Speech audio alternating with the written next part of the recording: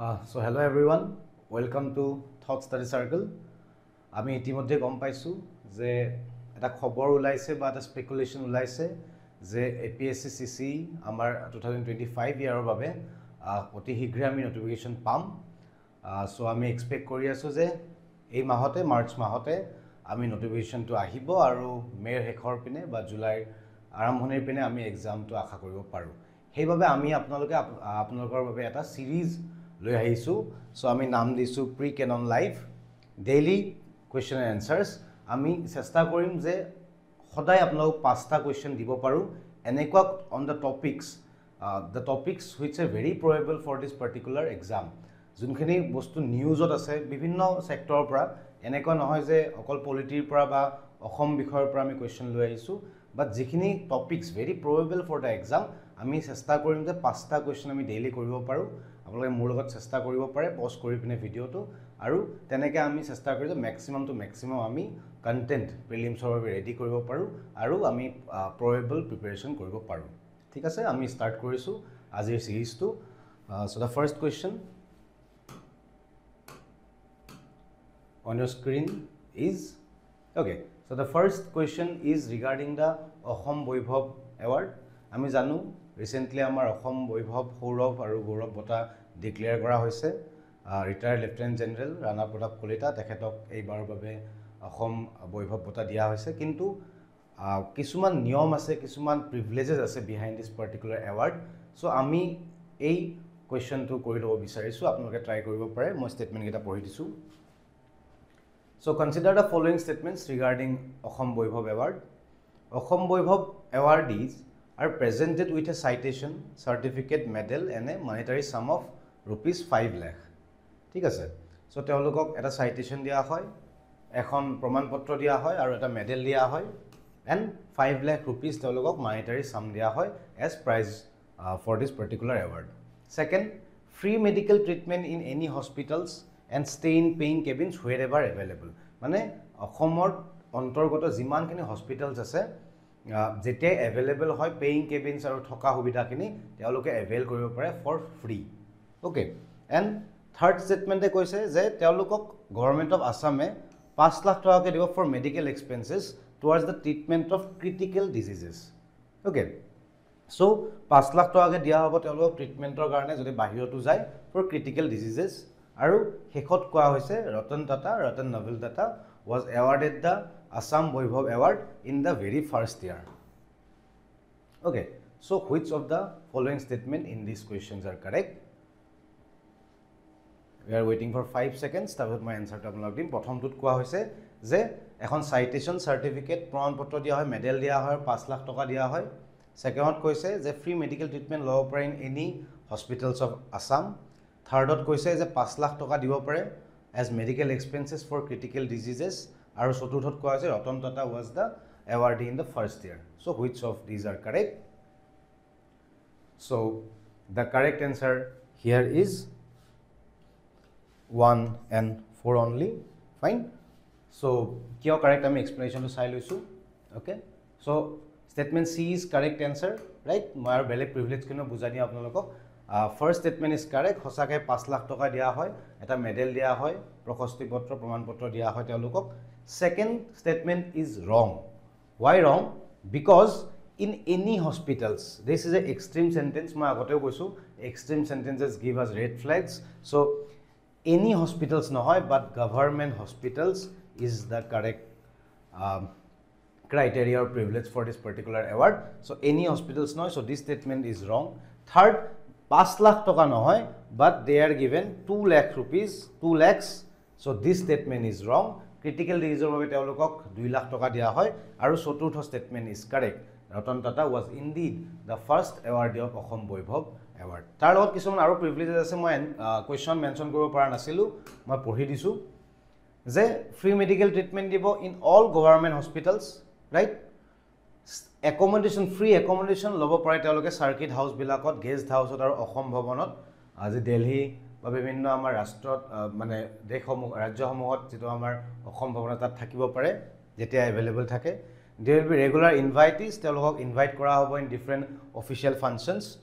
এইটো ষ্টেটমেণ্ট 2 লাখ টকা দিয়া হ'ব not 5 lakh for critical diseases and শেষৰটো হৈছে যে তেওঁলোকে ASTC buses service লব পাৰে for free travel but they have to give a 24-hour prior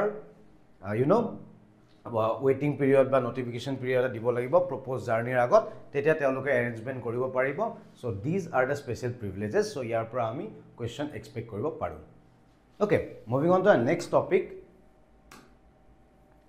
a very important initiative that has been recently launched is the Sherni initiative so এই statement kita আমি চাই লৈছো আমি চেষ্টা কৰিম সকলো একেলগে so Sherni initiative to often news ত এতিয়া আহি আছে so কিহৰ লগত জড়িত হয় that is the question first addresses the gender disparity in the field of science second কৈছে enhance women's security through advanced surveillance system তৃতীয়টো কৈছে ensuring adequate female representation in the Indian armed forces আৰু চতুৰ্থটো কৈছে artificial insemination of cheetah to obtain female offsprings fine প্ৰথমটোত কৈছে যে যেটো gender disparity আছে so হেতু গুছাবলে আনা হৈছে ইনিশিয়েটিভ টু সেকেন্ড স্টেটমেন্টত কোৱা হৈছে যে মহিলা সুৰক্ষা বৃদ্ধি কৰিবৰ বাবে বিভিন্ন সাৰ্ভেইলেন্স সিস্টেম ক্যামেৰা ব্যৱস্থা কৰা হৈছে হেতুক Sherni ইনিশিয়েটিভ বুলি কোৱা হয় থাৰ্ড টুক কৈছে যে ইন্ডিয়ান আৰ্ম ফোৰ্সত যে ফিমেল ৰিপ্ৰেজেন্টেশন টু কম হেতুক মানে এনশিওৰ কৰিবলে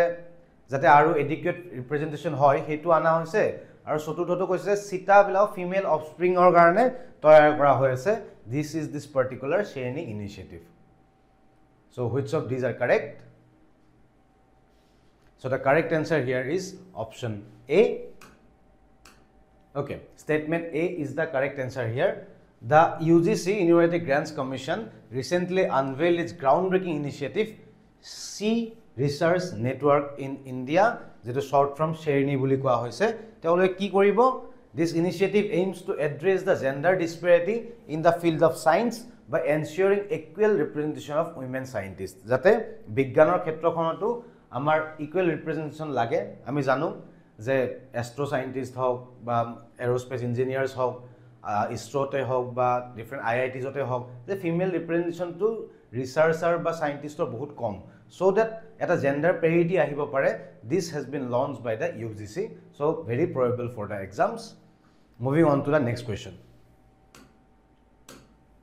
okay a very important initiative again is operation Dronagiri so আমি operation Dronagiriৰ কেইটামান question কৰি লব বিচাৰিছো it is a pilot project launched under the National Geospatial Policy 2022 ISRO is the primary implementing agency the project aims to demonstrate the application of geospatial technologies in sectors such as agriculture livelihood and logistics aru the initial phase of implementation of this particular scheme has been covered in all states of Himalayan region so which of these is the correct answer the project to A2 policy under ana hoise National Geospatial Policy 2022 ISRO is the main implementing agency third ot koa hoise agriculture livelihood logistical eto bahut sahay koribo aru chotutot koa hoise je Himalayan regionor jikhini rajyo ase tat already a technology to ba Dronagiri scheme khini implemented kora kotha bhabise in the initial phase okay so the correct answer here is statement 1 and 3 ami explanation to sai loisu okay so indeed statement 1 is correct hoy National Geospatial Policy 2022 under eto ana hoisil statement 2 implementing agency is the Geospatial Innovation Cell Department of Science and Technology and not ISRO fine so space or logot joito kiba bostu dekhile hetu ISRO nohoy hoday so this is not the correct statement chances ase je ami etu statement pam jodi ei scheme to huda hoy third is correct indeed livelihood logistic or transporter khetrot bahut sahay koribo ei particular initiative to but চতুৰ্থ statement to again ভুল হয় কারণ Himalayan states nohoy but Haryana Assam Andhra Pradesh and Maharashtra that is why the question is important for us because in the initial phase of this particular project, Assam is one of the pilot states. That is why we can expect the question in the APSCCC prelims, upcoming prelims. So, can be important for the exam. 1 and 3 was the correct answer. Okay. Again, PAN 2.0. PAN 2.0 initiative already ahi hoise amar majot. So, ami ketaman statement sai loisu yar uport. So, it aims to explain the utility of the permanent account number, the initial PAN or PAN system, integrating it with multiple government identification platform. So, jibila biometrics, Aadhaar oriented jikhini bostu kora ase, tar logot sync hobor karone jitu initial amar PAN system asil, permanent account number, tar logot etu ana hoise. Second to koise je PAN 2.0 is the inclusion of a digitally signed QR on PAN cards, which enables quick verification and identification. Eta QR code lagi ahise boli koise, jitue verification aru identification bahut jaldi koribo. Third to koise, the implementation will eliminate the need of physical PAN cards, relying solely on digital verification. Okay, last tot koise je jitu amar physical PAN cards amar purse bilagot thake, amar logot thake, tar gurutto nohua hoi jabo, tak amak obsolete ঘোষণা কৰা হ'ব আৰু digital verification of solely rely kora hobo. So, which of these are correct?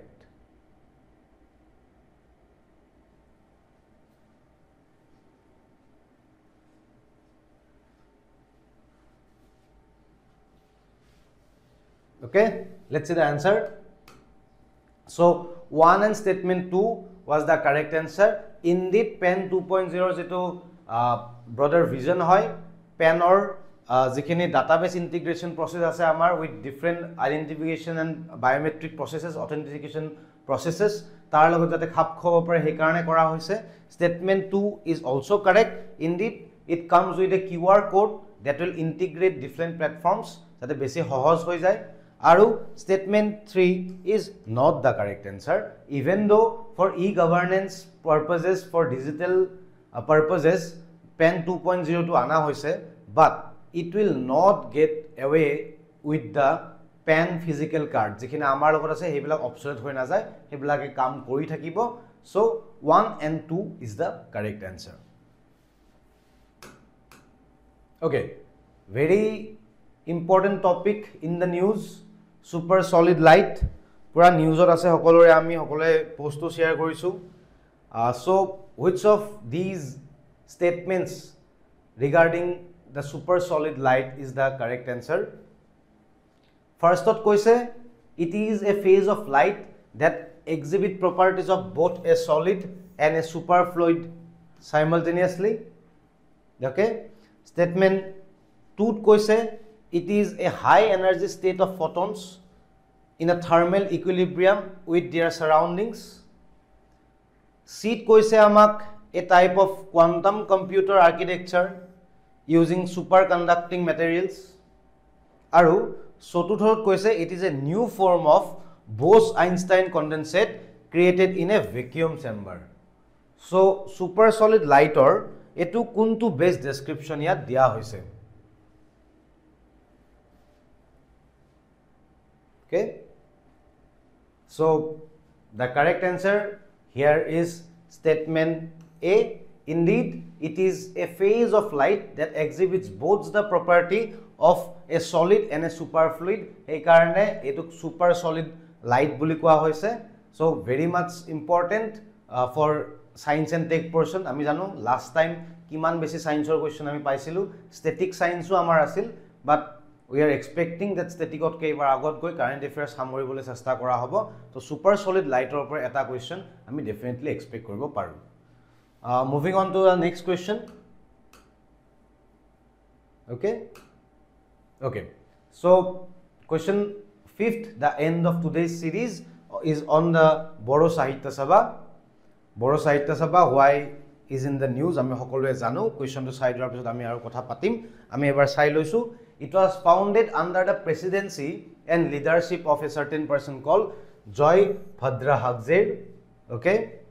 Second statement to koise, the first session was held at Gosaigaon in the district of Kokrajhar on 16th November 1952. Okay, কৈছে যে কোকৰাঝাৰৰ গোসাইগাঁৱত 1952 16 November found কৰা হৈছিল এটো আৰু statement 3 the 63rd annual conference was recently held at Duimunagar Dimakusi at Udalguri in January 2025. Okay, কৈছে যে 63rd যেটো annual conference হয় বড়ো সাহিত্য সভাৰ it was held in this place called Duimunagar Dimakusi located in the Udalguri district. So which of the following statements are correct regarding Boro Sahitya Sabha? Prothom statement কৈছে the founding president was Joy Bhadra Hagzer. Second ot কৈছে যে Gosaigao Kokrajharot Gosaigao found কৰা হৈছিল 1952 আৰু third টোত কৈছে যে এটো 63rd annual conference হেটো Duimunagar Dimakusit recently হৈ গল Udalgurit on January 2025. So which of the following statements are correct? The correct answer here is statement 1 only. Indeed, the Boro Sahitya Sabha was founded under the leadership of Joy Bhadra Hagzer. He was the first president. That is the correct answer. Okay. The second option is wrong. Fine.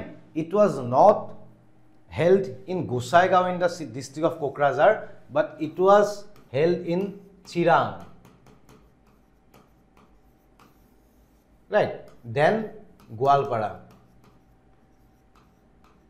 Baki Tarikh sob thike ase. It was not held in Gosaigao but Bashugao. Similar hole eke hoi na jay bostukhini. So Gosaigao nohoy Bashugao hoisil Chirangot hoisil on 16 November 1952 and the third statement is also wrong, very minute, but 63rd nohoy. It is the 64th. It is the 64th annual conference of Boro Sahitya Sabha. Rest of the details, it was indeed held in Duimunagar Dimakusi in Udalguri district in January 2025.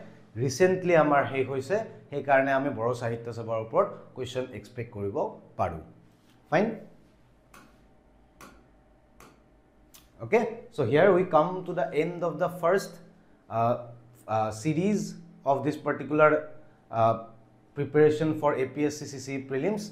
Asha koru egeta question amar helpful hobo. Yar upor jodi question ahe ami statement solve koribole hoikom hom. Thank you everyone. So if you like this series, if you want me to continue the series, kindly apnaloke eta comment drop koribo, amar thought study circle follow koribo, like koribo aru nijor friends family june APSC CC 2025 or kane prepare koribo bisari ase telokok refer koribo. Thank you so much. Until next time with the next 5 questions, moi optime biday magisu. Thank you.